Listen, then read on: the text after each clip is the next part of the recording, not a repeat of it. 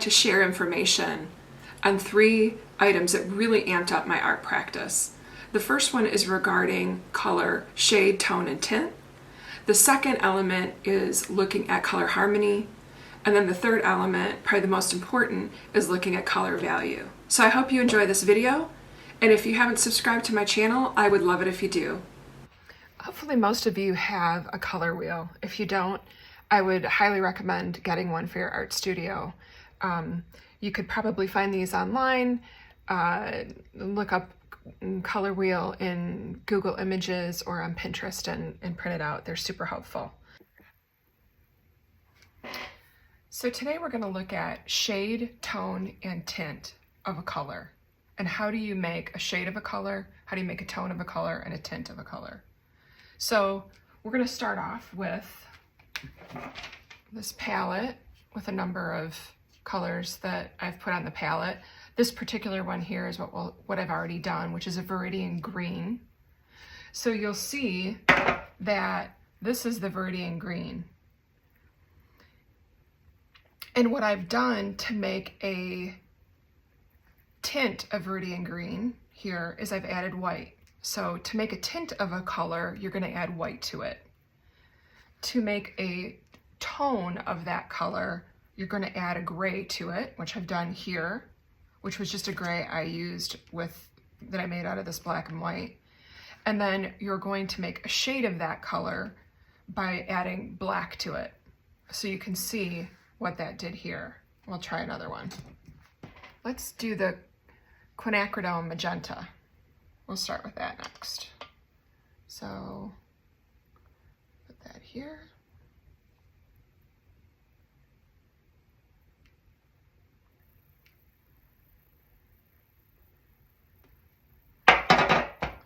Okay, so this is the color right out of the jar, the quinacridone.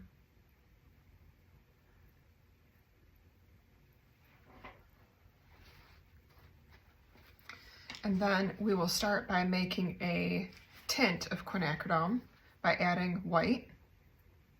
So I'm going to grab some white.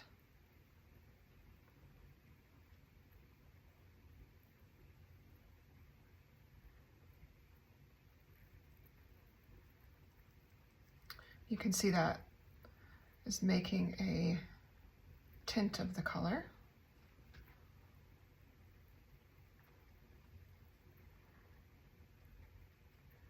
Kind of like a Pepto-Bismol pink. Actually, it's a really pretty pink. And then we will make a tone by adding gray, although I need to make some more gray real quick here.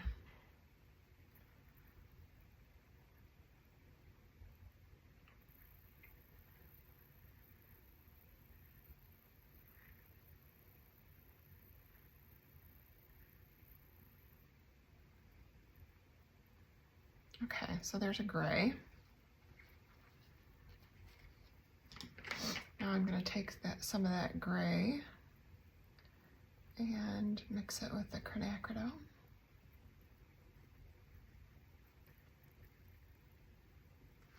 And so this is going to give us a tone.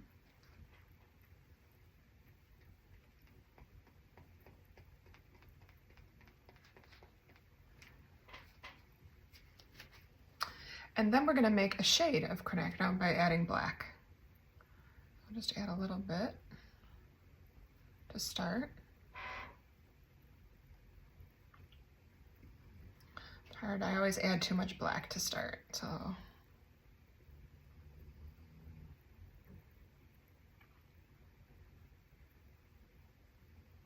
And here is a shade of it.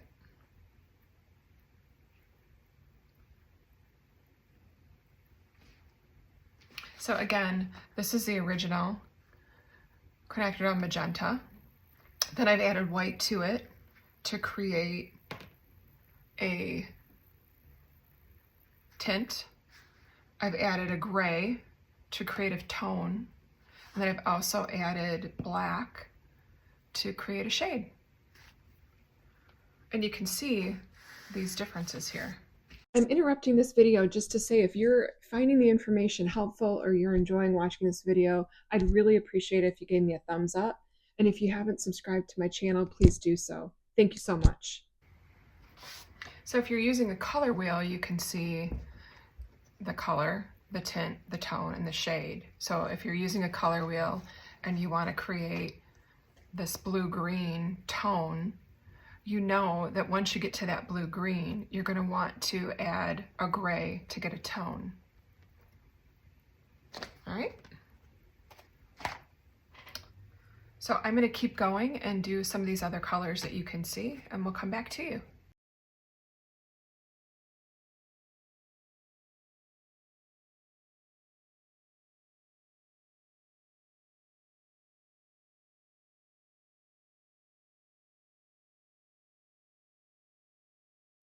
When adding black, gray, or white to create a shade, a tone, or a tint of the color, you're actually reducing the color's chroma or colorfulness. But what you're not doing is impacting the hue. Hue is how much of the mixture of that color has your red, green, blue, etc. in it. That remains unchanged. So now that you see how we take a color and create a shade, a tint, or a tone by adding white, gray, or black. And in this example here, this top row is all the different colors that we started with. The second row is where we've added white, which has created a tint of that color. The third row here is where we've added gray to create a tone of that color. And this last row is where we've added black to create a shade of that color.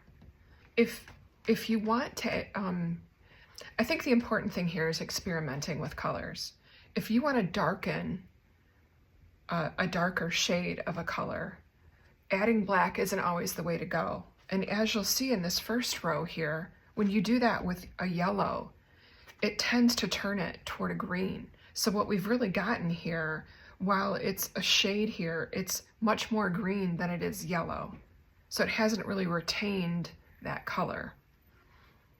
So a different way to do this, if you want to darken this yellow, is to add its complement from the color wheel or its opposite. What I did with my color wheel, here we go.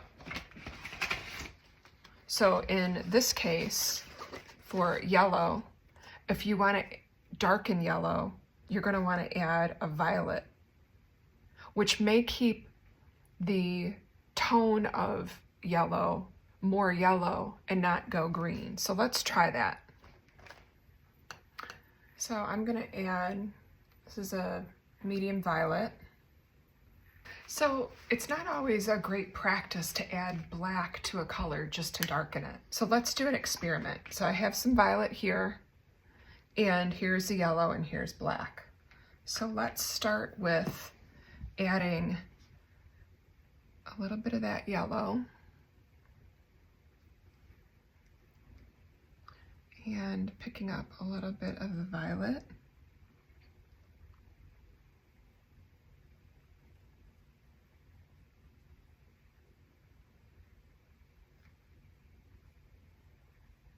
And you can already see that that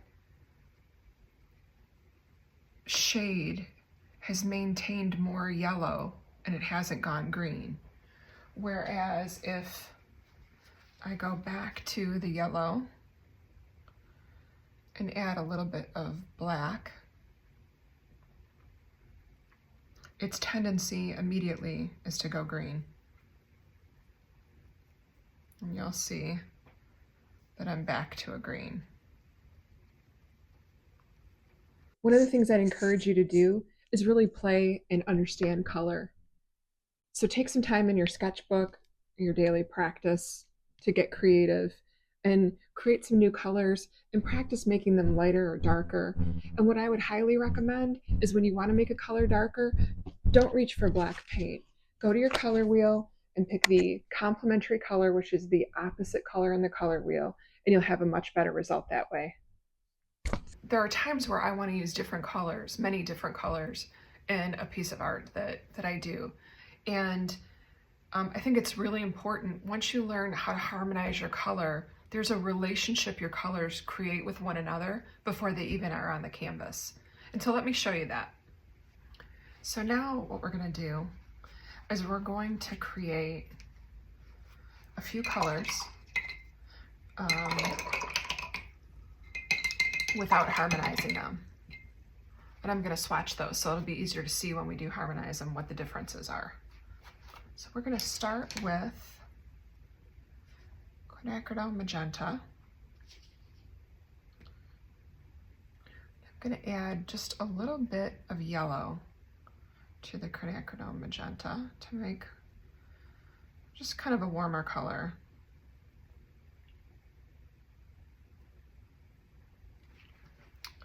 So let's swatch that. We're going to take some manganese blue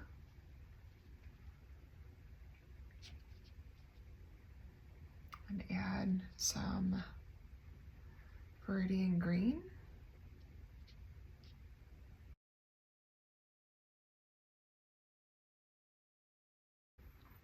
And there's that color. So those are 4 interesting colors. So now what we want to do to harmonize these colors with one another is I'm going to add a little tiny bit of each of these colors to the other color. And what you're going to see is they all are going to relate to each other more. And it's not going to change the color much that I've already mixed, these 4 colors that are already on the palette. So let's try that and you'll see. So let's start with, I'm going to take some of this azo gold and add a touch of the green, a touch of the purple, and a touch of the magenta. And mix that.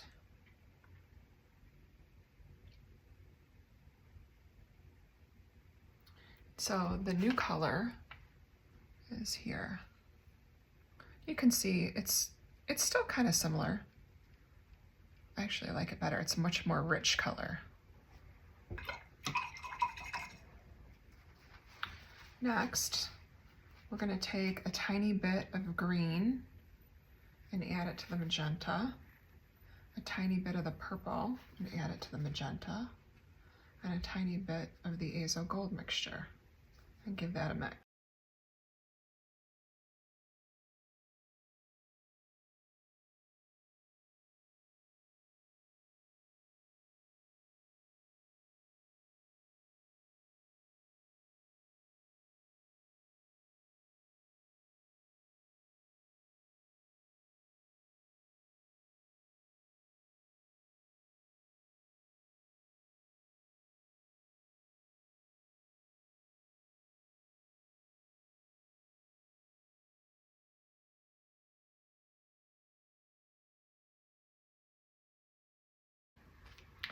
So now you can see these are the original colors, and then these are the colors after I added a little bit together, and you can see how much more they relate. I hope you can see that. Let me do this. So that versus that. So these are the original colors, and then these are the colors that I harmonized. The next thing I want to show you is even these colors that are harmonized, if I now add a little bit of white to lighten them up, you'll see that they remain harmonized.